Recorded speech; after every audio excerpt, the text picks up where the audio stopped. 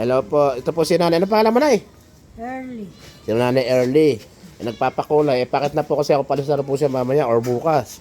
At nananawagan sa anak mo na nasa Cebu. Ang pangalan niya ay si Erben. Talyo. Erben Talyo. Talyo. Yung anak niya po sa Cebu. Ilang taon na po ba hindi nakikita nun? Matagal na. Matagal na. Matagal na po. Hindi ko na natandaan. Ano, mga ilang taon ba siya nung iniwanan mo? Mag-6 na taon. Ang pangalan, ito po, nakatatak po kay nanay, yung pangalan ng anak niyo. Si Erben Talyo. Talyo. Erben Talyo, ito yung nanay mo na nandito sa Pampanga, andito ngayon to sa Olonga po sa pamangkin niya. Namasal, nung nakaraan pa to, dapat hindi na kami nagpangita.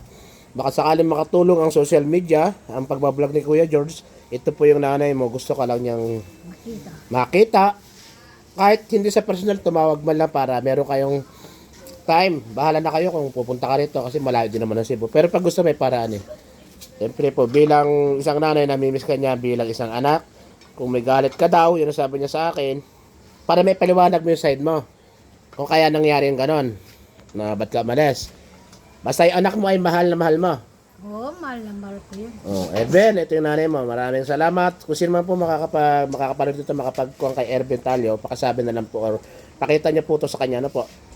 Or kontakin niya po ako para mas makuha natin kung saan niyo siya matatagpuan. Ano po.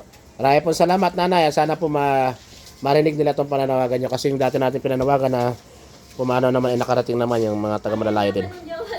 Maraming salamat po. Ayan po yung mga nag-aayos kay nanay ko. Hello po. Sige. Maraming po salamat, nanay. Sana makarating. Hello, Nak. Good morning po ba? O gandang tanghali. O yan o. Salamat. Papaganda. Mahal naman yan, nanay namin lahat yan. Sige po, nanay. I love you and advance. Kung meron pang advance ngayon. Summer pa ba to? Summer.